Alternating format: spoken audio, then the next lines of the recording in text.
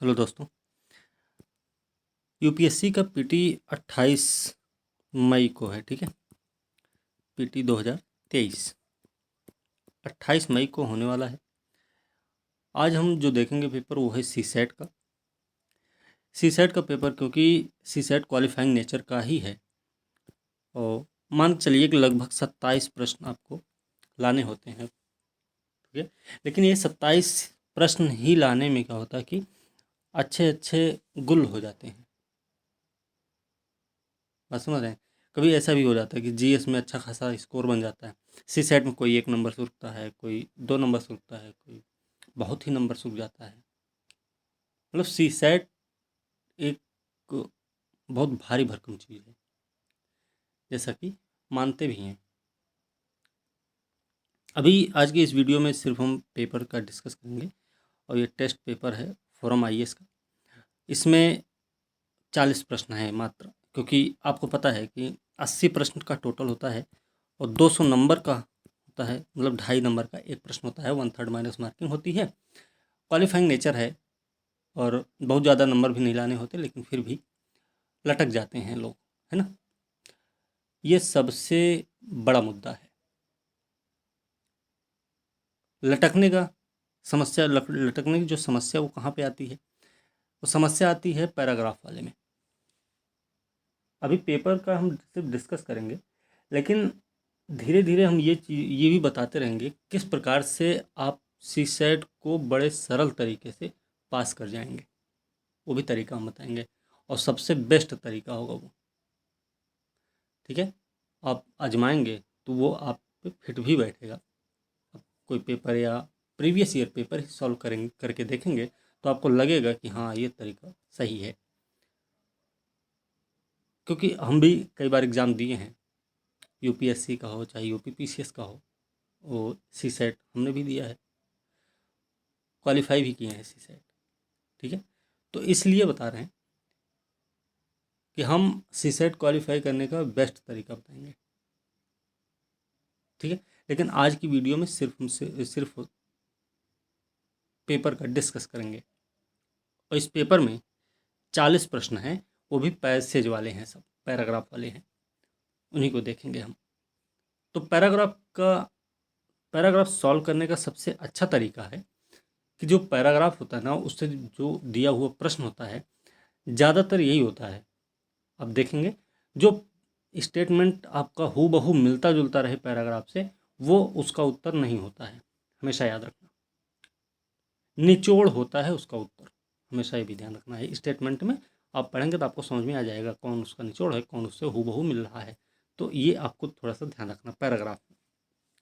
ठीक है, तो शुरू करेंगे। ज़्यादा कहानी नहीं बताएंगे, शुरुआत करेंगे। सबसे पहले हम पैराग्राफ से ही और हिंदी में देखेंगे। ठीक है, इंग्लिश में नहीं देखेंगे।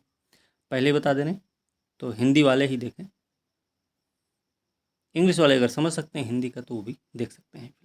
चलिए, गद्यांश को पढ़ना है, परिच्छेद के बाद जो प्रश्न है उसका उत्तर हमें बताना है।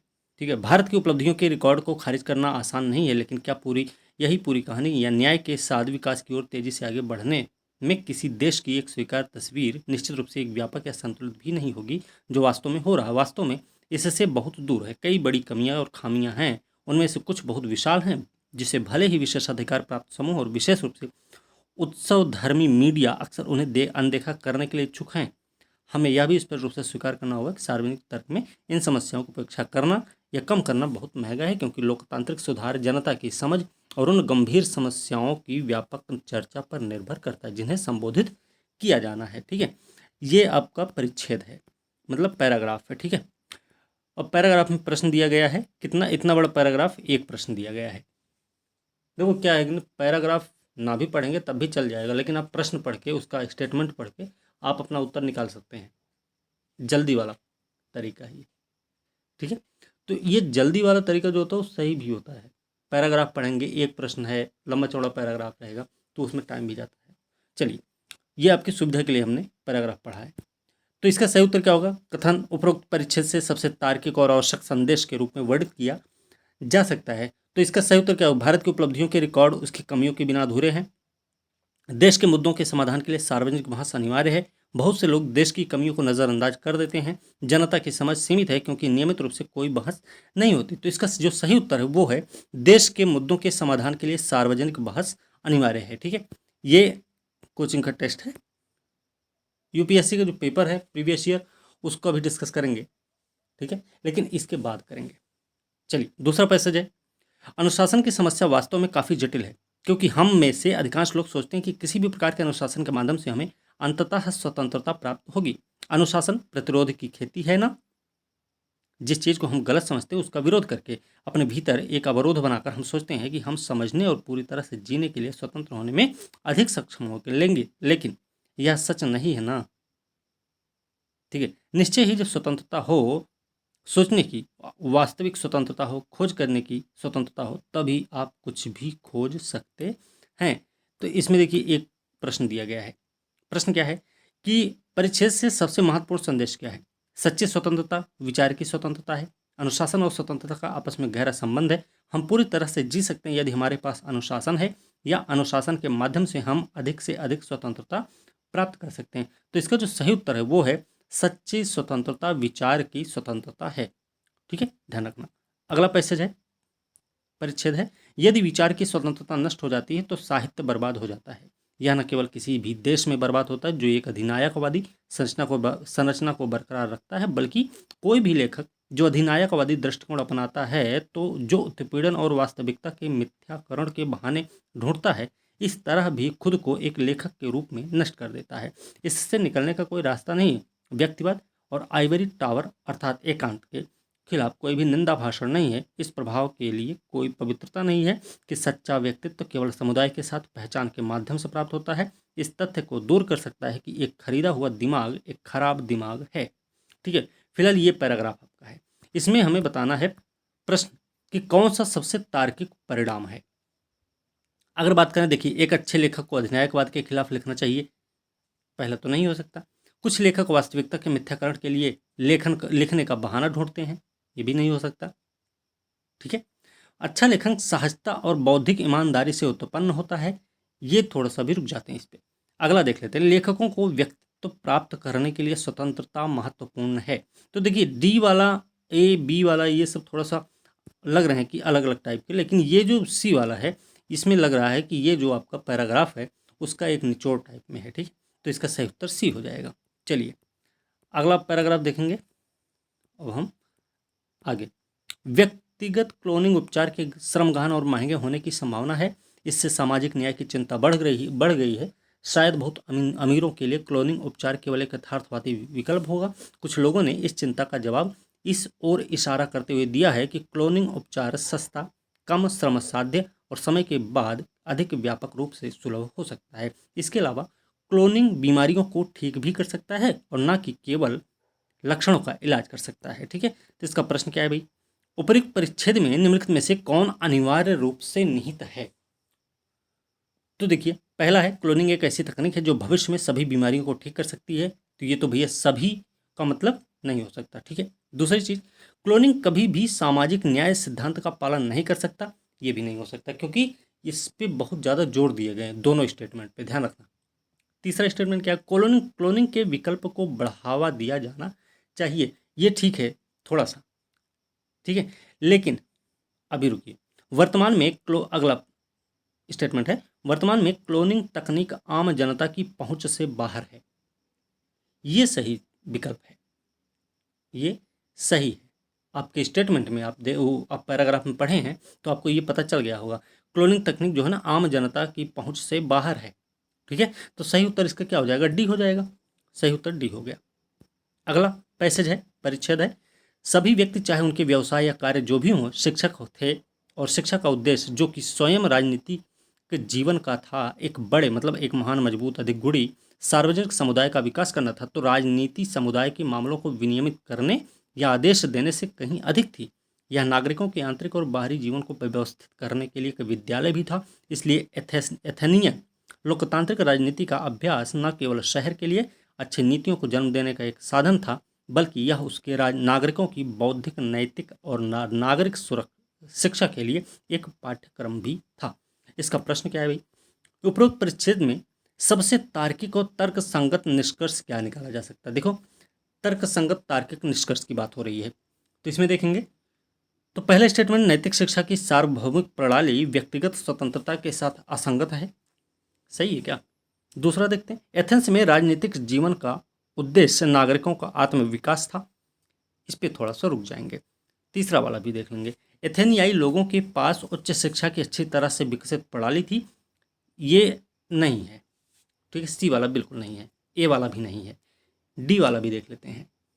डी वाला क्या है? एथेनियन राजनीतिक व्यवस्था का एकमात्र उद्देश्य अच्छी सार्वजनिक नीति बनाना था। ऐसा भी स्टेटमेंट में कहीं मिला आपको? ये पैराग्राफ में आपको वो भी नहीं मिला है। तो भैया देखो, बी वाला जो ऑप्शन है आपका, एथेंस में राजनीतिक जीवन का उद्देश्य नागरिकों का आत्मविकास था, ये स्टेटमेंट आपका सही है। सही उत्तर इसका बी हो जाएगा। ठीक है, चलिए आगे देखेंगे।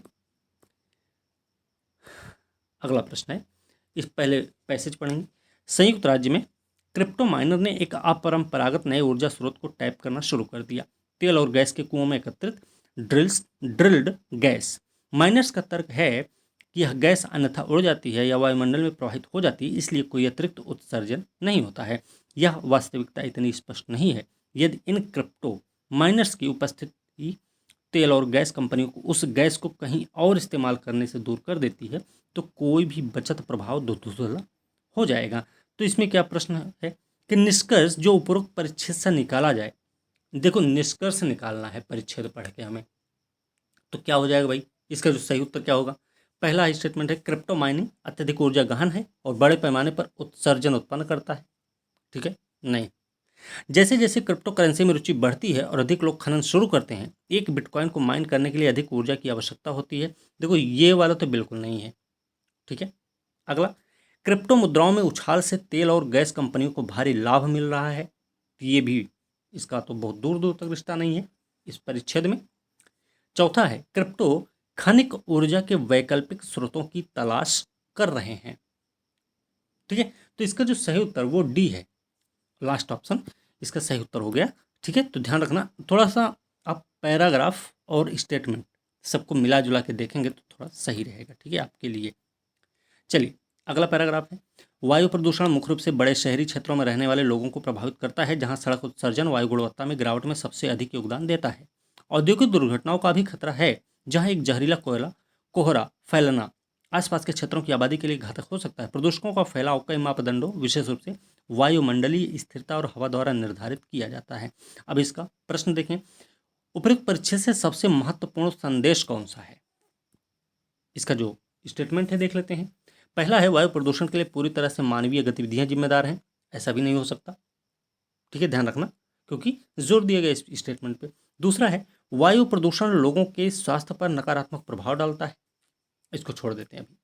विद्युत वाहनों द्वारा सड़क उत्सर्जन को कम किया जा सकता है। ये भी हो सकता है क्या? वायुमंडलीय स्थिरता प्रदूषण में योगदान करती है। तो देखिए, ए, सी और डी, इन तीनों का कहीं से कोई कनेक्शन नहीं दिख रहा आपके पैराग्राफ में। जो सी वाला आपका क्या बोलते हैं, ए सी डी नहीं है, हाँ बी वाला जो है, वायु प्रदूषण लोगों के स्वास्थ्य पर नकारात्मक प्रभाव डालता है, ये बात सही है। तो सही उत्तर क्या हो जाएगा? बी हो जाएगा। ठीक है, सही उत्तर बी हो गया इसका। अगला पैराग्राफ देखेंगे।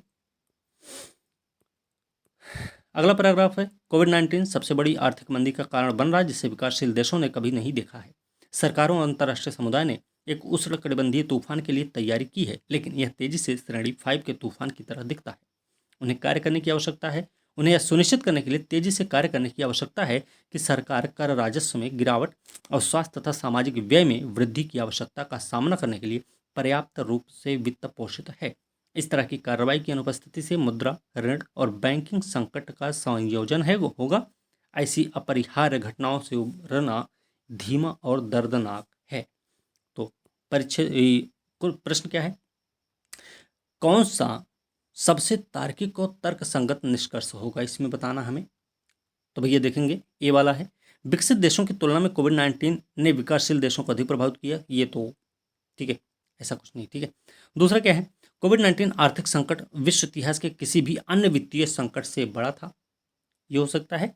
नहीं हो सकता। ठीक है, ये आपके परिच्छेद में कहीं नहीं नजर आएगा।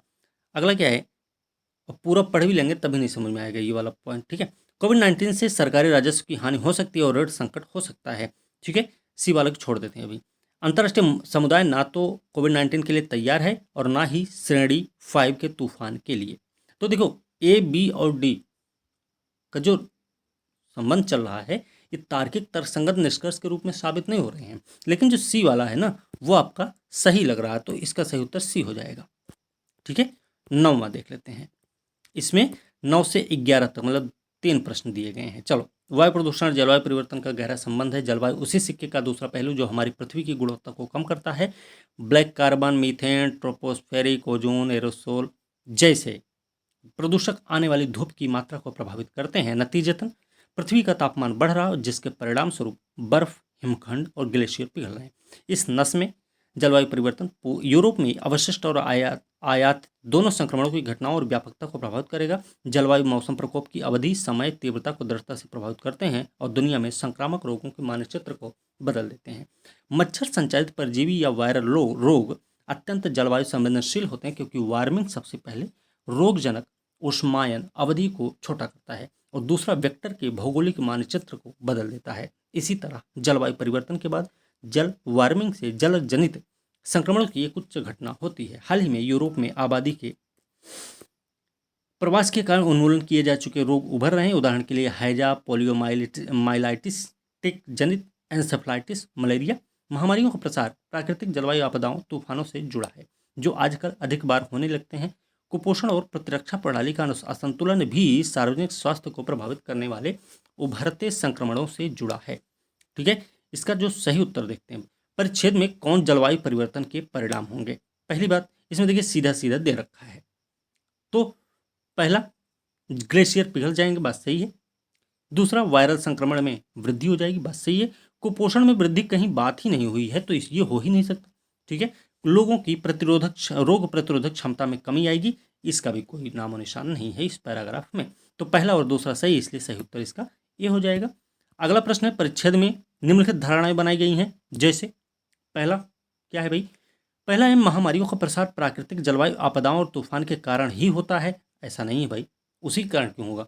दूसरी चीज, वायु प्रदूषण के कारण जलवायु परिवर्तन हो रहा है, ये बात सही है, तो इसका दूसरा स्टेटमेंट सही, सही उत्तर इसका बी हो जाएगा।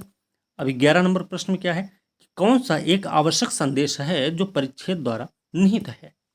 तो वायु प्रदूषण को कम करने से पृथ्वी के तापमान में वृद्धि को तुरंत उलट दिया जाएगा, ऐसा भी है क्या, नहीं है। गर्म दुनिया में मच्छर नहीं पनपेंगे, ऐसा कोई जरूरी है, ठीक है। तीसरा क्या है, जैसे जैसे पृथ्वी गर्म होगी महामारी अधिक बार होगी, ये बात ठीक है अभी। अगला है, कृषि उत्पादन में गिरावट के कारण कुपोषण बढ़ेगा, ये नहीं। आपके पैराग्राफ से मिलता जुलता जो स्टेटमेंट हो वही आपका सही उत्तर होगा, तो इसमें सही उत्तर हो जाएगा, जैसे जैसे पृथ्वी गर्म होगी महामारी भी अधिक बार होगी, तो इसका सही उत्तर हो गया सी, ठीक है। चलिए अब बात करेंगे अगले पैराग्राफ की। अगला पैराग्राफ,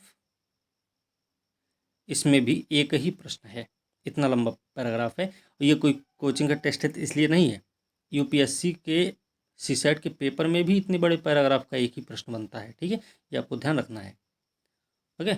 यह व्यापक रूप से माना जाता है कि दुनिया में लगभग हर जगह राजनीतिक धर्मनिरपेक्षता संकट में है। यह भी स्वीकार किया जाता है कि इस संकट से उबरने के लिए धर्मनिरपेक्षता की फिर से कल्पना करने और फिर से विचार करने की जरूरत है। हमें धर्मनिरपेक्षता के मानक चर्च राज्य मॉडल से दूर जाने और गहरी धार्मिक विविधता की प्रतिक्रिया के रूप में धर्मनिरपेक्षता पर ध्यान केंद्रित करने की आवश्यकता है। इसके अलावा विविधता को शक्ति संबंधों में उलझा हुआ समझा जाना चाहिए और इसलिए धर्म से संबंधित वर्चस्व की छिपी क्षमता को स्पष्ट रूप से स्वीकार किया जाना चाहिए।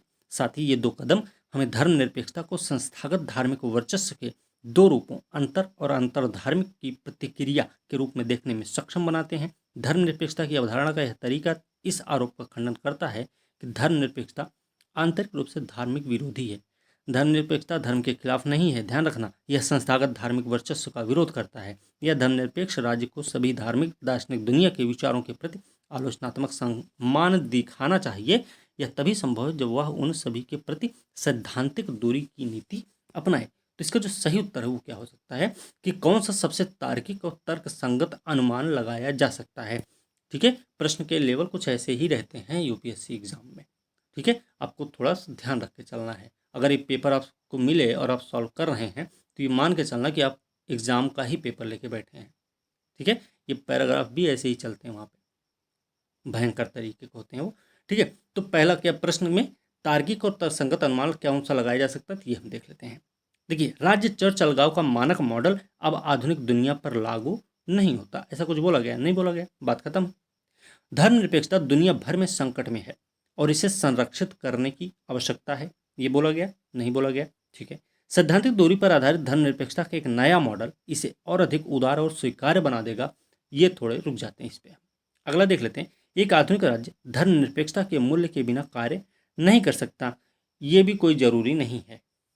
ठीक है, तो सी वाला जो स्टेटमेंट आपने देखा वो वाला आपका सही उत्तर होगा। ठीक है, तो इस तरीके से आप उसमें समझ के अपना कर सकते हैं। ठीक है, चलिए अगला पैराग्राफ देखेंगे। चलिए, पैराग्राफ है, वर्तमान में हम लंबी अवधि के निवेशकों के लिए पुनर्जागरण काल में हैं। बहुत समय पहले की बात नहीं है कि दुनिया के सॉवरेन वेल्थ फंड और सरकारी पेंशन फंड मुख्य रूप से निष्क्रिय निवेशक थे, जो मुख्य रूप से स्टॉक और बॉन्ड में पद धारण करते थे और बाहरी परिसंपत्ति प्रबंधकों की विशेषज्ञता पर निर्भर थे। आज ये फंड अपने आप में परिष्कृत निवेशकों के रूप में विकसित हुए हैं। कई लोगों ने अपनी निवेश टीमों और संचालन का विस्तार किया है और अचल संपत्ति तथा बुनियादी ढांचे जैसे परिसंपत्ति वर्गों की एक विस्तृत श्रृंखला में निवेश करना शुरू कर दिया। कई लोग अब एक जोखिम कारक दृष्टिकोण अपनाकर एक कदम आगे बढ़ गए हैं, जहां प्रत्येक निवेश कई जोखिम कारकों यानी ब्याज दर कारक, इक्विटी कारक, मुद्रास्फीति कारक आदि में विघटित हो जाता है। तो इसमें पूछा गया प्रश्न के रूप में कि परिच्छेद के मूल को सर्वोत्तम रूप से दर्शाता है कौन सा कथन।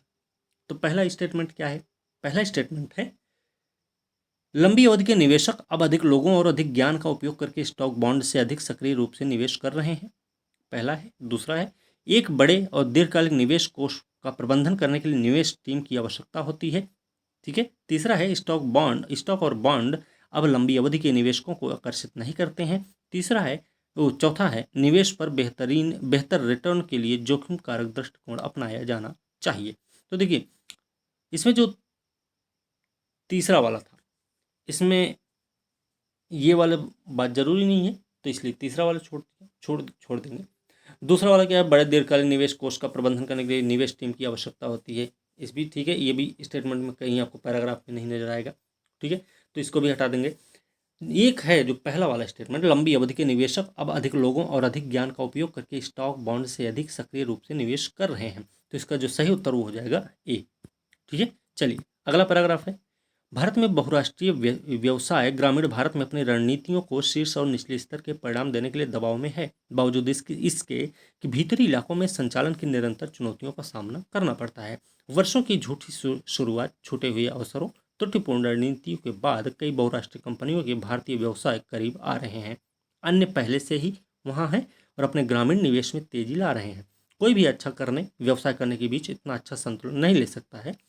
ध्यान रखना, कई बहुराष्ट्रीय कंपनियों के लिए उनके ग्रामीण भारतीय प्रदर्शन पर पहले की तुलना में बहुत अधिक सवारी है, क्योंकि भारत के विकास की कहानी दिल की भूमि तक फैली हुई है। अंततः ग्रामीण एजेंडा को उद्देश्य और प्रदर्शन दोनों से संचालित किया जाना चाहिए। बात क्या है भैया? प्रश्न है, जो सबसे तार्किक और महत्वपूर्ण संदेश है वो क्या है? स्टेटमेंट पहला वाला है, भारत में बहुराष्ट्रीय कंपनियों को ग्रामीण क्षेत्रों में अच्छा व्यवसाय करने पर ध्यान देना चाहिए। जरूरी है क्या?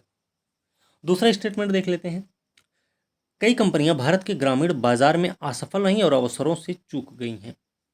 ठीक है, ये वाला भी नहीं। अगला है, बहुराष्ट्रीय व्यवसायों को ग्रामीण बाजारों में अच्छा करने और अच्छा व्यवसाय करने के बीच संतुलन का बनाए रखना चाहिए। तो इसी वाले पे थोड़ा सा रुक जाएंगे, लेकिन डी वाला भी पढ़ेंगे जरूर। भारत में बहुराष्ट्रीय कंपनियों का भविष्य इस बात पर निर्भर करता है कि वे भारत के ग्रामीण बाजार से कैसे निपटते हैं। तो डी वाले का कोई लेना देना भी नहीं है। ठीक है, सी वाला इसका सही उत्तर हो जाएगा।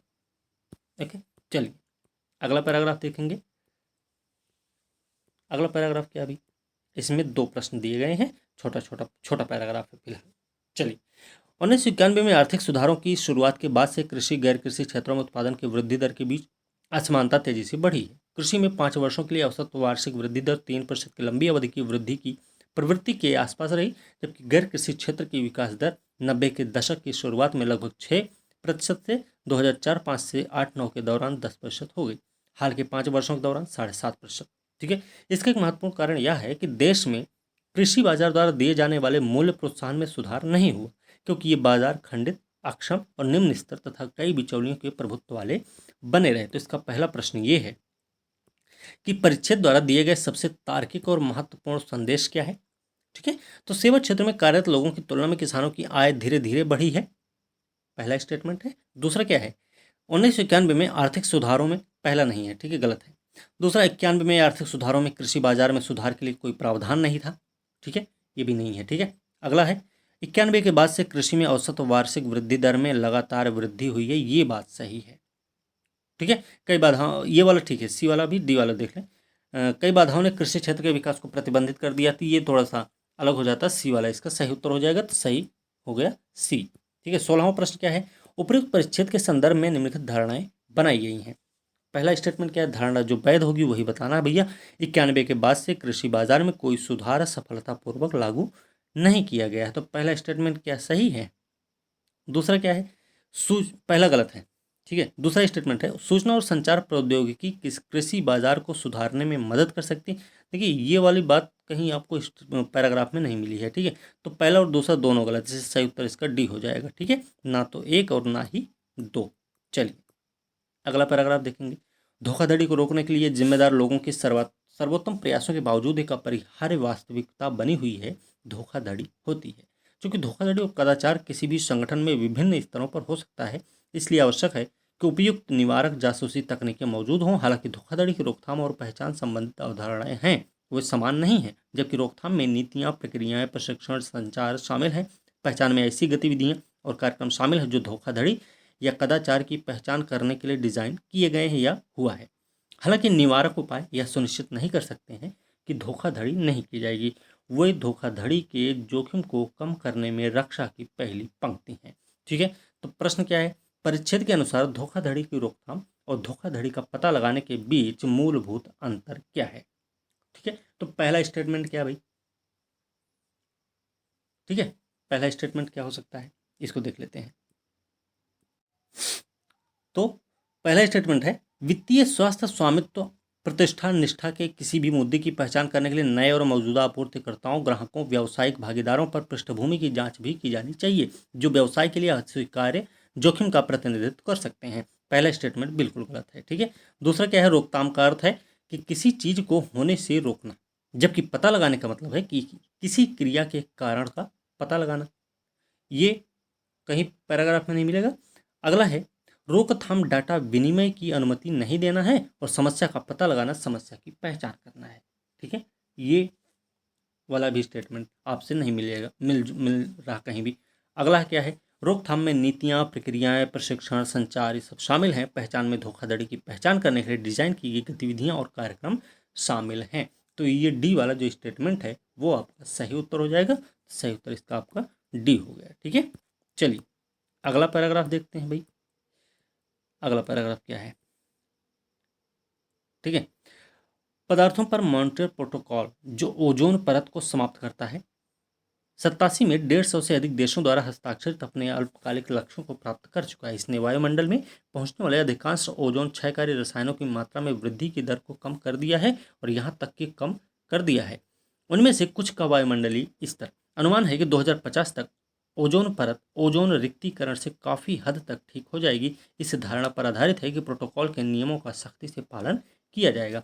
फिर भी उल्लंघन के काफ़ी सबूत हैं, विशेष रूप से ओजोन क्षयकारी क्लोरोफ्लोरोकार्बन सीएफसी की रिहाई के रूप में, जो आमतौर पर प्रशीतन, हीटिंग, एयर कंडीशनिंग उद्योगों में उपयोग किया जाता है। ये उल्लंघन उद्योग के रवैये को दर्शाता है। उदाहरण के लिए यूएसए में एक उद्योग व्यापार पत्रिका air conditioning, heating, refrigeration news के ग्राहकों के हालिया सर्वेक्षण में 48% उत्तरदाताओं ने कहा कि उन्हें विश्वास नहीं था कि सीएफसी ओजोन परत को नुकसान पहुंचाती है। इसके अलावा उद्योग में कुछ स्पष्ट रूप से सीएफसी के विकल्प के लिए भुगतान नहीं करना चाहते हैं, जो सीएफसी की लागत का 5 गुना चल सकता है।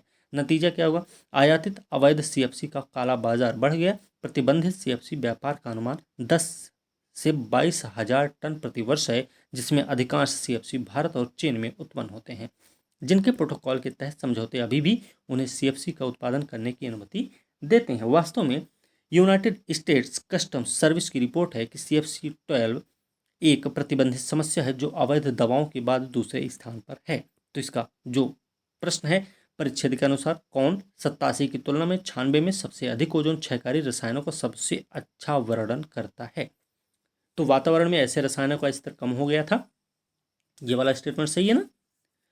दूसरा स्टेटमेंट भी देख लेते हैं, वातावरण में पहुंचने वाले ऐसे रसायनों की संख्या में गिरावट आई है, ये वाला सही हो सकता है क्या, नहीं है। तीसरा क्या है, जारी किए गए ऐसे रसायनों की मात्रा बढ़ गई थी लेकिन वायुमंडल में पहुंचने वाली मात्रा कम हो गई थी, ये कौन सी बात होगी। वायुमंडल में अगला है, वायुमंडल में ऐसे रसायनों की मात्रा में वृद्धि की दर में कमी आई थी। तो देखिए ये दूसरा तीसरा चौथा स्टेटमेंट कोई नहीं, लेकिन ये वाला स्टेटमेंट थोड़ा सा सही है, ठीक है, जो परिच्छेद में आपके मिल भी जाएगा। ठीक है, तो वातावरण में ऐसे रसायनों का स्तर कम हो गया था 87 की तुलना में 96 में। ठीक है, तो ये आपका सही उत्तर हो गया 18वां का ए। फिर एक पैराग्राफ है, इसमें दो प्रश्न रहेंगे। व्यक्तिगत स्तर पर जीतने का मतलब यह नहीं कि दूसरे को हराना है। ठीक है, जैसा कि पूर्व P&G brand manager Bruce Miller ने कहा, यह कुल जोड़ शून्य का खेल नहीं है। यह टेनिस की तुलना में गोल्फ की तरह अधिक है। आप अपने और पाठ्यक्रम के खिलाफ खेल रहे हैं, ना कि नेट पर या अगले कार्यालय में। अपना सर्वश्रेष्ठ खेल खेलें और यदि यह काफ़ी अच्छा है तो आप विजेता होंगे। आप अपने द्वारा निर्धारित विशिष्ट लक्ष्य को प्राप्त नहीं कर सकते, लेकिन कंपनी काफ़ी बड़ी और लचीली है जो आपको अपनी प्रतिभा के अनुरूप आगे और आगे ले जाने के लिए पर्याप्त है। वह जीत रहा है। मिलर एक सहायक ब्रांड प्रबंधक की कहानी याद करते हैं जो अपने खाते से महान चीज़ें हासिल कर रहा था और ऐसा लग रहा था जैसे उसके पास मुट्ठी में दुनिया थी। जिस समय उनकी कक्षा बिक्री प्रशिक्षण पर जाने के लिए तैयार थी, उन्होंने अपने बॉस के साथ बंद कमरे में बैठक की। उनके साथियों ने माना कि वह सबसे पहले मंजूरी पाने वाले थे। यह पता चला कि उनका प्रदर्शन सब कुछ पदार्थ से अधिक चमक थी और उनके मालिक के साथ बैठक कंपनी के अंदर या बाहर अन्य कैरियर विकल्पों पर चर्चा करने के लिए थी। मिलर आश्वस्त हैं कि कहानी का नैतिक सीख यह है कि जीतना आपके अपने प्रदर्शन के बारे में है, न कि दूसरे व्यक्ति को जो कर रहा है उसे बनाए रखने के बारे में नहीं। तो इसका जो सही उत्तर है क्या होगा, मिलर का क्या मतलब है जब वो कहता है कि जीतना कुल जोड़ शून्य का खेल नहीं है। तो मतलब क्या है, इसका मतलब यह नहीं है कि दूसरे आदमी का को हारना है। ऐसा सही है क्या, नहीं, आप अपने खिलाफ खेल रहे हैं, ये वाला स्टेटमेंट हो सकता है। यह टेनिस से ज़्यादा गोल्फ जैसा है, नहीं, ये लाइन आपको मिल रही है पैराग्राफ में ही। कंपनी आपको ऊपर ले जाने के लिए काफ़ी बड़ी है, ये भी नहीं। ठीक है, तो इसका सही उत्तर बी हो जाएगा। आप अपने लिए अपने खिलाफ खेल रहे हैं अगर आप ऐसा करेंगे, मतलब जीतना कुल जोड़ शून्य का खेल नहीं है। ठीक है, सही उत्तर हो गया बी। अगला प्रश्न है, पदार्थ से अधिक चमक से लेखक का क्या मतलब है, पता होना चाहिए। तो उपलब्धि अस्थायी थी, स्थायी नहीं थी। उपलब्धि अधिक मौका की बात थी। ठीक है, ये आपका बी वाला सही है, तो इसका सही उत्तर बी हो जाएगा। उपलब्धि अधिक मौका की बात थी। अगला ए और ऑप्शन भी पढ़ लें। प्रबंधक खुद को बेवकूफ़ बना रहा था, उपरोक्त में से कोई नहीं। ठीक है, सही उत्तर हो गया उपलब्धि अधिक मौका की बात थी। ठीक है, चलिए अगला पैराग्राफ भी देखेंगे यहाँ पे। चलिए पैराग्राफ है, दृश्य पहचान में यादों को संग्रहित करना पुनर्प्राप्त करना शामिल है। आंख द्वारा ट्रिगर की गई तंत्रिका गतिविधि मस्तिष्क की स्मृति प्रणाली में एक छवि बनाती जो देखी गई वस्तु का आंतरिक प्रतिनिधित्व करती है। जब किसी वस्तु का फिर से सामना होता है तो उसका आंतरिक प्रतिनिधित्व से मिलान किया जाता है और इस तरह पहचाना जाता है। विवाद इस सवाल को घेरता है कि क्या मान्यता एक समानांतर एक चरणीय प्रक्रिया या एक धारावाहिक चरण दर चरण है। गेस्टाल्ट स्कूल के मनोवैज्ञानिकों का कहना है कि वस्तुओं को एक समानांतर प्रक्रिया में पूर्ण के रूप में पहचाना जाता है। आंतरिक प्रतिनिधित्व एक ही ऑपरेशन में रेटिना की छवि से मेल खाता है। अन्य मनोवैज्ञानिकों ने प्रस्तावित किया है कि आंतरिक प्रतिनिधित्व की विशेषताएं किसी वस्तु की विशेषताओं के साथ क्रमिक रूप से मेल खाती है। हालांकि कुछ प्रयोगों से पता चलता है कि जैसे ही कोई वस्तु परिचित हो जाती है, उसका आंतरिक प्रतिनिधित्व अधिक समग्र हो जाता है और मान्यता प्रक्रिया समान रूप से अधिक समानांतर हो जाती है। साक्ष्य का वजन सीरियल परिकल्पना का समर्थन करता है, कम से कम उन वस्तुओं के लिए जो विशेष रूप से सरल और परिचित नहीं है। प्रश्न क्या भाई कि परिच्छेद के अनुसार गेस्टाल्ट मनोवैज्ञानिक दृश्यमानता के बारे में कौन सा अनुमान लगाते हैं। सही विकल्प हमको बताना है। ठीक है, तो हमें यहाँ पे देखना है कि पहला स्टेटमेंट है, यह रेटिना छवि ठीक उसी रूप में होती है जैसे उसका आंतरिक प्रतिनिधित्व होता है। तो गलत बात है, ऐसा नहीं है, ऐसा आप पैराग्राफ में भी देखेंगे नहीं मिलेगा। किसी वस्तु को घटक भागों में विश्लेषण की आवश्यकता के बिना समग्र रूप से पहचाना जाता है, ये आपका सही हो सकता है। ठीक है, कि क्योंकि कुछ ऐसी मिलती जुलती बात कही गई है। तीसरा क्या है, किसी वस्तु का उसके आंतरिक प्रतिनिधित्व से मिलान केवल एक चरण में होता है, ये भी सही है। तो बी और सी इसका सही उत्तर है, और सही उत्तर इसका हो जाएगा डी। ठीक है, चलिए अब हम देखेंगे अगला पैराग्राफ। जब दीमक कॉलोनी और रीसस मकाक के झुंड दोनों का विश्लेषण करने के लिए समान मापदंडों और मात्रात्मक सिद्धांतों का उपयोग किया जाता तो हमारे पास सामाजिक जीव विज्ञान का एक एकीकृत विज्ञान होगा। ठीक है, क्या सच में ऐसा कभी हो सकता है? जैसे जैसे मेरे अपने अध्ययन आगे बढ़े हैं, मैं कीट और कशेरुकी समाजों के बीच कार्यात्मक समानता से अधिक प्रभावित हुआ हूँ, और संरचनात्मक अंतरों के साथ ऐसा कम हुआ है जो पहली नज़र में उनके बीच इतनी बड़ी खाई का गठन करने के लिए प्रतीत होता है। एक पल के लिए दीमक और मकाक पर विचार करें तो दोनों सहकारी समूह बनाते हैं जो क्षेत्रों पर कब्जा करते हैं। दोनों प्रकार के समाजों में श्रम का एक सुस्पष्ट विभाजन होता है, और दोनों समूहों के सदस्य एक दूसरे को भूख, चेतावनी, शत्रुता, जाति की स्थिति या रैंक और प्रजनन स्थिति के बारे में बताते हैं। विशेषज्ञ के दृष्टिकोण से यह तुलना पहली बार में आसान या बदतर लग सकती है, लेकिन यह इस तरह के जानबूझकर अति सरलीकरण से बाहर है कि एक सामान्य सिद्धांत की शुरुआत की जाती है। तो इसका जो सही उत्तर है, देखिए प्रश्न क्या है, सामाजिक जीव विज्ञान में एक एकीकृत सिद्धांत की संभावना के प्रति लेखक के दृष्टिकोण को निम्नलिखित में से किस रूप में वर्णित किया गया है? तो इसका जो सही उत्तर है, संरक्षित आशावाद, अयोग्य उत्साह, उद्देश्यताहीनता या इस्तीफा। तो ये संरक्षित आशावाद है, सही उत्तर इसका ए हो जाएगा। ठीक है, चलिए आगे देखेंगे। अगला पैराग्राफ है, इसमें दो प्रश्न है भाई। साइबर सुरक्षा या सूचना प्रौद्योगिकी सुरक्षा का अर्थ है डेटा, नेटवर्क, प्रोग्राम, अन्य जानकारी को अनधिकृत, अनपेक्षित पहुंच, विनाश या परिवर्तन से बचाना। इसमें सभी तंत्र या प्रक्रियाएं शामिल हैं जो डिजिटल उपकरण, सूचना रिकॉर्ड को अवैध या अनपेक्षित पहुंच, हेरफेर या विनाश से बचाती हैं। आज के गतिशील वातावरण में साइबर सुरक्षा व्यक्तियों और परिवारों के साथ साथ संगठनों, ठीक है, के लिए महत्वपूर्ण हो गई है, जो कंप्यूटर पर गोपनीय डेटा की एक विस्तृत श्रृंखला एकत्र और संग्रहित करते हैं और इसे विभिन्न नेटवर्कों पर अन्य कंप्यूटरों में प्रेषित भी करते हैं। ठीक है, इंटरनेट ने सीखने के अवसरों की एक विस्तृत श्रृंखला प्रदान की, लेकिन इसमें जोखिम भी है। फेसबुक, ट्विटर जैसे सोशल नेटवर्किंग साइट्स पर किसी व्यक्ति द्वारा साझा की गई तस्वीरें, वीडियो, अन्य व्यक्तिगत जानकारी दूसरों द्वारा अनुपयुक्त रूप से उपयोग की जा सकती है, जिससे गंभीर और यहाँ तक कि जीवन धमकी देने वाली घटनाएं भी हो सकती हैं। सोशल नेटवर्किंग साइट्स जानकारी साझा करने, अन्य लोगों से जुड़ने का सबसे लोकप्रिय माध्यम बन गई है, लेकिन इन साइटों ने साइबर अपराधों, समझौता, व्यक्तिगत पहचान, सूचना रिसाव के लिए विभिन्न अवसर पैदा किए। इसलिए व्यक्तियों के लिए समझना महत्वपूर्ण है कि साइबर खतरों से कैसे बचाव किया जाए, और आभासी और वास्तविक दुनिया के बीच के अंतर को भी समझना चाहिए। कंप्यूटर और व्यक्तिगत जानकारी को हैक होने से कैसे बचाया जाए यह सीखना चाहिए, और साइबर खतरों के परिवर्तनों को खत्म करने इस तरह एक सुरक्षित ऑनलाइन वातावरण बनाने के लिए उचित ऑनलाइन व्यवहार में संलग्न होना चाहिए। तो प्रश्न क्या है, साइबर सुरक्षा का अर्थ क्या है लेखक के अनुसार बात हो रही है, तो हमें देखिए स्टेटमेंट सारे पढ़ेंगे। साइबर सुरक्षा का अर्थ है महत्वपूर्ण डाटा का फैलाव, एक संरचनात्मक इंजीनियरिंग तैयार करना जो सूचना के आसान प्रवाह की अनुमति देता है। पहला स्टेटमेंट गलत है। दूसरा क्या है, साइबर सुरक्षा का अर्थ है डेटा, नेटवर्क, प्रोग्राम और अन्य जानकारी को अनधिकृत या अनपेक्षित पहुंच, विनाश या परिवर्तन से बचाना है। साइबर सुरक्षा का यही सही अर्थ है, तो इसका सही उत्तर यही हो जाएगा। ठीक है, इसका सही उत्तर हमने बी कर दिया, 23वां का बी सही है। ठीक है, 24वां क्या है भाई, लेखक के अनुसार सोशल मीडिया का क्या नुकसान है? तो क्या नुकसान है ये देख लेते हैं। सोशल मीडिया का लंबे समय तक उपयोग किसी व्यक्ति को मानसिक रूप से प्रभावित कर सकता है और अवसाद का शिकार हो सकता है, ये गलत बात है। पहला स्टेटमेंट गलत है क्योंकि अपने इस पैराग्राफ में ही कहीं नहीं नजर आए। ठीक है, दूसरा क्या है, संवेदनशील जानकारी साझा करने से भावनाओं की अचानक फूटने की चपेट में आ सकता है, ये है क्या? ये भी नहीं हो सकता। तीसरा क्या है, किसी व्यक्ति द्वारा सामाजिक उद्देश्यों के लिए साझा की गई जानकारी को विकृत किया जा सकता है और घातक उद्देश्य के लिए उपयोग किया जा सकता है, ये ऐसा कुछ मिलता जुलता हमको नजर आया था अभी आपके पैराग्राफ में। ठीक है, तो सही उत्तर इसका सी ही हो जाएगा, तो हम कर लेते हैं सी, सही उत्तर हो गया। 24वां का सी सही है। अगला पैराग्राफ देखें, जब इतिहासकार खुद को दोहराने के लिए कहा जाता है तो इतिहास को खुद को दोहराने के लिए कहा जाता है तो यह कभी भी अच्छे कारणों के लिए नहीं होता है। जॉर्ज बर्नार्ड शॉ ने इसको अनुभव कर लिया जब उन्होंने कहा, यदि इतिहास खुद को दोहराता है और अप्रत्याशित हमेशा होता है तो मनुष्य अनुभव से सीखने में कितना अक्षम होगा। सवाल यह है कि क्या दुनिया भर के नीति निर्माताओं के इतिहास से राष्ट्र सीख सकते हैं।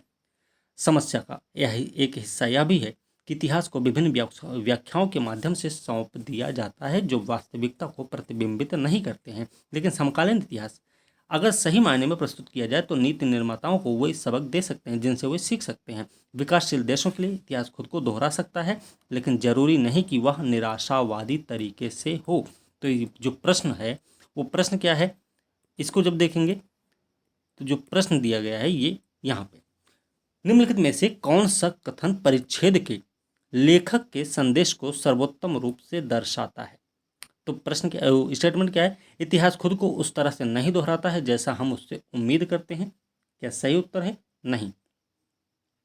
नीति निर्माता इतिहास से उपयोगी सबक सीख सकते हैं, यह आपका सही उत्तर हो जाएगा। ठीक है, इतिहास हमेशा वास्तविकता को नहीं दर्शाता, ये गलत हो जाएगा। मनुष्य इतिहास से कुछ भी सीखने में असमर्थ है, ये भी गलत हो जाएगा। सही उत्तर इसका बी हो जाएगा। बात समझ रहे हैं। अभी ये एक वार्म अप टाइप का है, ये का आप वीडियो देखेंगे नॉर्मल तरीके से, अगली वीडियो से आपको उसकी पूरी जानकारी मिलती रहेगी धीरे धीरे करके, क्योंकि शुरुआत है तो इसमें थोड़ी सी समस्या रहेगी आपके साथ। चलिए अगला पैराग्राफ क्या है।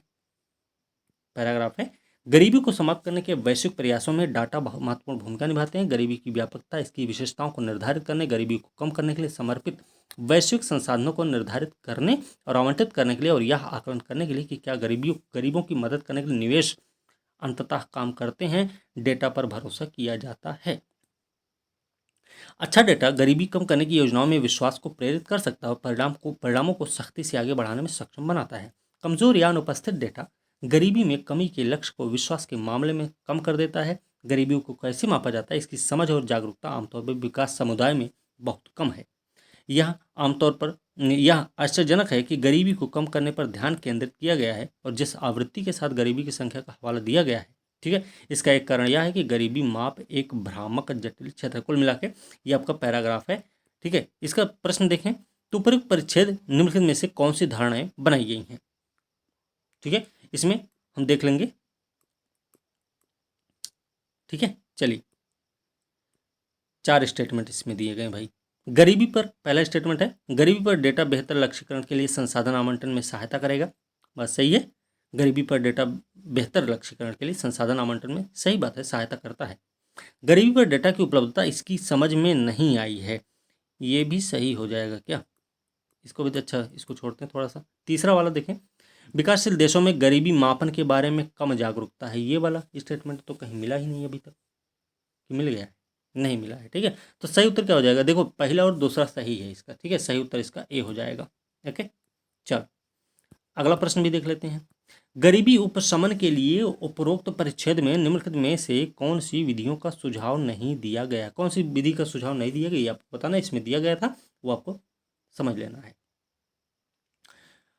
तो डेटा संग्रह और प्रसार में निवेश, दूसरा है गरीबी के आंकड़ों की समझ में सुधार, तीसरा है तकनीकी संसाधन संवर्धन, चौथा है विकसित देशों से संसाधनों का हस्तांतरण।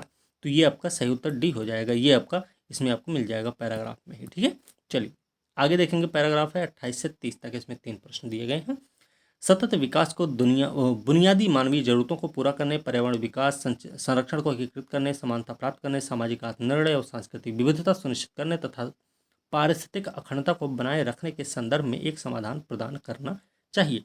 यद्यपि सतत विकास की अवधारणा में अतीत के दौरान कुछ परिवर्तन हुए हैं, इसके मौलिक दार्शनिक सिद्धांतों और लक्ष्यों ने पर्यावरण की सीमाओं के अनुकूल अधिक जागरूक व्यवहार में योगदान दिया। मानवीय गतिविधियों के विभिन्न क्षेत्रों में अवधारणा को अपनाने का यही कारण है। हालांकि सतत विकास की अवधारणा का ऐसा अर्थ है अस्पष्ट और त्रुटिपूर्ण है। आर्थिक विकास और पर्यावरण संरक्षण के प्रति इसकी प्रतिबद्धता विरोधाभासी प्रतीत होती है और बुनियादी जरूरतों समानता पर इसका ध्यान दार्शनिक रूप से आपत्तिजनक है। इस प्रकार अवधारणा के अर्थ और निहितार्थ पर एक दार्शनिक संवाद की आवश्यकता है। सतत विकास की अवधारणा दार्शनिक ज्ञान से उभरी है। स्थायी सामाजिक कल्याण उन नैतिक मूल्यों के बिना असंभव है जो समग्र रूप से समाज की समृद्धि और स्थिरता सुनिश्चित करते हैं। ठीक है, अब इस पे जो प्रश्न दिए गए हैं वो देख लेंगे। जैसे पहला प्रश्न क्या है, सतत विकास की अवधारणा की लोकप्रियता का कारण निम्नलिखित में से किसके कारण है। तो देख लेते हैं भाई। देखो आराम से, मनुष्य की आवश्यकता और पर्यावरण संरक्षण को संतुलित करना, पहला स्टेटमेंट सही है। ठीक है, चलो दूसरा क्या है, वर्तमान पीढ़ी की भावी पीढ़ी के प्रति जिम्मेदारी है, ऐसा कुछ नहीं है। ठीक है, ध्यान रखना, स्टेट आपके पैराग्राफ में नहीं है। तीसरा क्या है, सामाजिक समानता लक्ष्य को बढ़ावा देना है, बढ़ावा देना। तो ये पहला और तीसरा स्टेटमेंट आपका सही है, इसलिए सही उत्तर इसका सी हो जाएगा। ठीक है, अगला प्रश्न क्या है, निम्नलिखित परिच्छेद के आधार पर निम्नलिखित धारणाएं बनाई गई, धारणा जो वैध होगी वही हमको बताना है इसमें। तो देख लेते हैं कौन सी धारणा सही है भाई। सतत विकास की अवधारणा एक आधुनिक अवधारणा है। ठीक है, दूसरा क्या है, सतत विकास की अवधारणा में समानता का सिद्धांत शामिल है जो पृथ्वी पर सभी जीवित प्राणियों को दिया गया है। तो दोनों सही हैं क्या, पर उपरोक्त परिच्छेद के आधार पर से बात हो रही है, ध्यान रखना, ऐसे अपने मन से कुछ नहीं करना है। ठीक है, तो इसमें दोनों के दोनों स्टेटमेंट नहीं, जो दोनों धारणाएं जो है ना वो वैध नहीं है परिच्छेद के अनुसार। ठीक है, तो इसका सही उत्तर डी हो जाएगा। 29 हो गया, 30वां भी प्रश्न इसी में होगा ना, 30वां भी प्रश्न यहीं पे है। निम्नलिखित में से कौन सा कथन परिच्छेद के लेखक के संदेश को सर्वोत्तम रूप से दर्शाता है, देख लेते हैं। पहला स्टेटमेंट है, हमें सतत विकास की अवधारणा की अधिक व्यापक परिभाषा की आवश्यकता है, ये सही है क्या, नहीं है। हमें आर्थिक विकास और समानता पर ध्यान केंद्रित करने के बजाय पर्यावरण संरक्षण पर अधिक ध्यान देना चाहिए, ये भी परिच्छेद के लेखक के संदेश को सर्वोत्तम रूप से दर्शाता है, तो ये भी नहीं है। तीसरा क्या है, सतत विकास की अवधारणा सामाजिक कल्याण को प्राप्त करने के लिए नैतिक मूल्यों को महत्व देती है, ये बात सही है, जो आपके परिच्छेद में भी मिल जाएगा। ठीक है, सतत विकास, अगला भी देख लें, सतत विकास की अवधारणा का संबंध न केवल लोगों की भलाई से बल्कि उस दुनिया से भी है जहां मानव रहता है, तो ये भी अलग थलग दिख रहा है, तो इसका सही उत्तर सी हो जाएगा। ठीक है, तो ये 30 प्रश्न हो गए। आगे भी देख लेते हैं, स्टेट कहाँ गया, पैराग्राफ यहाँ पे है। ठीक है, चलिए चलिए, पैराग्राफ दिया है, जलवायु परिवर्तन एक गंभीर नैतिक चुनौती प्रस्तुत करता है जो हमें व्यक्तिगत नैतिक एजेंटों के रूप में कठिन प्रश्नों का सामना करने के लिए मजबूर करता है और इससे भी अधिक बड़ी राजनीतिक व्यवस्था के सदस्यों के रूप में। ये वास्तव में वैश्विक और गंभीर रूप से अंतर जनपदीय है, प्रजातियों की सीमाओं को पार करता है। यह एक ऐसी सेटिंग में भी होता है जहां मौजूदा संस्थान और सिद्धांत कमजोर होते हैं जो थोड़ा नैतिक मार्गदर्शन साबित करते हैं। इस संपूर्ण नैतिक तूफान का एक केंद्रीय घटक समकालीन के अत्याचार का खतरा है, एक सामूहिक कार्रवाई समस्या जिसमें पहले की पीढ़ियां बाद में संभावित विनाशकारी लागतों को पार करते हुए अपने लिए मामूली लाभ उठाकर भविष्य का शोषण करती हैं। इस तरह के अत्याचार से निपटने और जलवायु परिवर्तन को संबोधित करने के लिए महत्वपूर्ण प्रश्न यह होगा कि जब हम निर्णय लेते हैं तो कौन सा नैतिक ढांचा खेल में आता है। कई सेटिंग्स में हम यह भी ध्यान नहीं देते हैं कि यह प्रश्न कब उठता है, क्योंकि हम मानते हैं प्रासंगिक मूल्य इतने व्यापक रूप से साझा किए जाते हैं और इसी तरह व्याख्या की जाती है कि उत्तर सभी के लिए स्पष्ट होना चाहिए। फिर भी मूल्यों का प्रश्न तुच्छ नहीं है, क्योंकि हमारा उत्तर हमारे पूरे दृष्टिकोण को आकार देता है। प्रश्न क्या है भाई, उपरोक्त परिच्छेद के संदर्भ में बताना है कौन सा निष्कर्ष निकाला जा सकता है। तो पहला स्टेटमेंट है, संस्थागत कमजोरी जलवायु परिवर्तन पर खराब कार्रवाई के कारणों में से एक है, क्या ये सही है। ठीक है, अगला देख लेते हैं। पहले, जलवायु संकट की नैतिक चुनौती को वर्तमान पीढ़ी द्वारा हल नहीं किया जा सकता, ये तो बिल्कुल नहीं होगा। काहे नहीं हल किया जा सकता, वो तो हल कर सकते हैं। तो इसका पहला स्टेटमेंट सही है, इसलिए सही उत्तर इसका ए हो जाएगा। ठीक है, अगला प्रश्न क्या है, निम्नलिखित में से कौन समकालीन के अत्याचार वाक्यांश का सबसे अच्छा वर्णन करता है जैसा कि परिच्छेद में दिया गया है। उसमें देख लेते हैं भाई, पहला प्रश्न क्या है, स्टेटमेंट क्या है, जलवायु संकट की अनुचित नैतिक दुविधाएं, पहला स्टेटमेंट। दूसरा क्या है, सामूहिक नैतिक कमजोरी, दूसरा स्टेटमेंट। तीसरा क्या है, जलवायु संकट संकट की अंतर पीढ़ीगत असमानता। चौथा क्या है, जलवायु परिवर्तन को देखते हुए की गई निरंकुश कार्रवाई।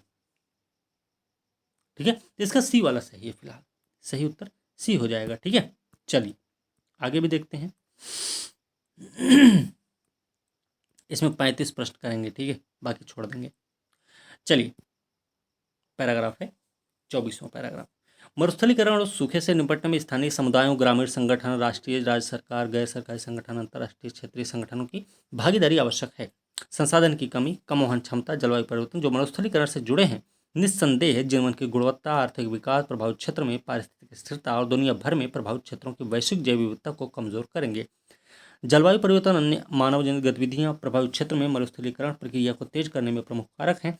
इसलिए भूमि संसाधनों के साथ साथ निवासियों के स्थायी प्रबंधन के लिए गरीबी उन्मूलन कार्यक्रम शुरू किए जाने चाहिए, जो कुछ वैकल्पिक आजीविका प्रणाली के पात्र हैं। थार मरुस्थल में मानव और पशुओं की आबादी में वृद्धि से मरुस्थलीय पारिस्थितिक तंत्र में और गिरावट आई है। इसलिए मानव और पशु आबादी को विनियमित किया जाना चाहिए। मरुस्थलीकरण के खिलाफ अभियान इष्टतम और निरंतर प्राप्त करने के प्रयासों के बीच प्राथमिकता होनी चाहिए। प्रश्न क्या है भाई? ऊपर दिए परिच्छेद के अनुसार मरुस्थलीकरण अंततः निम्नलिखित में से किसकी ओर ले जाएगा? प्रश्न के हमें परिच्छेद के अनुसार बताना है, ठीक है, अपने मन से नहीं बताना है, ध्यान रखना। स्टेटमेंट दिए गए, आर्थिक संसाधन का ह्रास, ध्यान रखना। दूसरा है पशुधन आबादी में गिरावट, ये तो बात ही नहीं की गई है परिच्छेद में। तीसरा है कृषि के लिए पानी की कमी, इन दोनों की बात तो नहीं की गई, लेकिन ऊपर जो आर्थिक संसाधन का ह्रास है इसकी बात जरूर हुई है, तो इसका सही उत्तर ए हो जाएगा। पहला स्टेटमेंट सही है।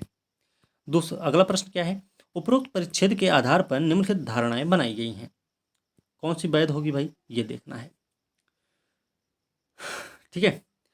मरुस्थलीकरण शमन कार्यक्रम निवासियों के जीवन की गुणवत्ता में सुधार लाने में मदद करेगा, बात सही है, परिच्छेद के आधार पर ही है।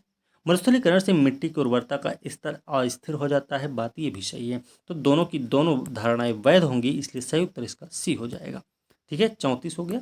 अब 35वां प्रश्न देख लेंगे, इसी के बाद बंद कर देंगे अब, ठीक है, क्योंकि बहुत लंबी वीडियो हो जाएगी। अब प्रश्न है कि कौन सा गद्यांश द्वारा दिए गए महत्वपूर्ण संदेश को दर्शाता है? पहला स्टेटमेंट है सतत भूमि उपयोग पैटर्न मरुस्थलीकरण की समस्या का समाधान कर सकता है। गद्यांश द्वारा की बात हो रही, गद्यांश के आधार पे ही बताना है, ठीक है। तो पहला स्टेटमेंट गलत है। दूसरा क्या है? मरुस्थलीकरण से उन प्राकृतिक आपदाओं की आवृत्ति में वृद्धि होगी जो अत्यधिक निम्नीकृत उपजाऊ मिट्टी वाले क्षेत्रों में बढ़ जाती है, दूसरा भी नहीं है। तीसरा क्या है? भविष्य में जलवायु परिवर्तन से जुड़े सूखे से मरुस्थलीकरण की प्रक्रिया में तेजी आएगी, बात सही, बात मरुस्थलीकरण की प्रक्रिया में तेजी आएगी जलवायु परिवर्तन से जुड़े सूखे से, ये आपके गद्यांश में नहीं था, कहीं भी नहीं मिलेगा, ठीक। चौथा क्या है? मरुस्थलीकरण की शमन प्रक्रिया में स्थानीय अभिनेताओं और सामाजिक लचीलापन की भागीदारी महत्वपूर्ण है, ये आपको इसमें मिल गया, ठीक है। पैराग्राफ में भी आपके रहेगा, इसका सही उत्तर यही डी हो जाएगा, ठीक है। तो फिलहाल भैया ये 35 प्रश्न हैं, 24 पैसेजेस में देखे हैं। तो इतने में अगर आपने देखा है, ये PDF भी आपको मिल जाएगी, अगर आपने ये पूरा का पूरा देखा है तो आपको एक मोटा मोटा आंकड़ा मिल जाएगा, अंदाज़ा मिल जाएगा कि आपने पैराग्राफ जो सॉल्व करने होंगे CSAT में, वो किस तरीके से आप सॉल्व करेंगे, आपको कौन सा तरीका अपनाना चाहिए, किस तरीके से आपको पैराग्राफ पढ़ना चाहिए। और अगर आपको पैराग्राफ पढ़ने का तरीका पता हो जाएगा, ठीक है, उसको समझने का तरीका पता हो जाएगा, तो आप मान के चलिए पैराग्राफ मतलब पैसेज वाले सवाल में महारथी हो जाएंगे, ठीक है। इतना आपको ध्यान रखना है। अभी आज का ये पहला वीडियो था CSAT से रिलेटेड, जो आगे जो वीडियो आने वाले हैं उसमें अच्छे से अच्छा तरीका बताएंगे कि आप किस प्रकार से CSAT को जल्दी से जल्दी कवर कर लेंगे, ठीक है। तो फिलहाल आज की वीडियो यहीं पर समाप्त करेंगे, अगली वीडियो के साथ मिलते हैं। अभी कब मिलेंगे ये नहीं पता है, लेकिन मिलेंगे, बहुत जल्द ही मिलेंगे। और कोशिश रहेगी कि एग्ज़ाम से पहले पहले ये CSAT आपका अच्छा खासा तैयार कर दें, ताकि PT में कोई दिक्कत ना आए, चाहे वो UPSC का एग्ज़ाम दे रहे हैं, चाहे UP PCS का एग्ज़ाम देंगे, क्योंकि UP PCS भी आपका 14 मई को है, डिसाइड हो चुका, उसका भी वो टाइम टेबल आ चुका है 2023 का, ठीक है। तो फिलहाल आज की वीडियो हम समाप्त करते हैं, और वीडियो अच्छी लगे तो लाइक शेयर कमेंट जरूर करें। चैनल को सब्सक्राइब नहीं करेंगे तब भी चलेगा, चिंता मत करना, लेकिन वीडियो ज़रूर देख लीजिए, उससे आपका बेनिफिट है। हमारा बेनिफिट होगा कि नहीं होगा उससे कोई मतलब नहीं हमें, ठीक है। तो बहुत बहुत धन्यवाद।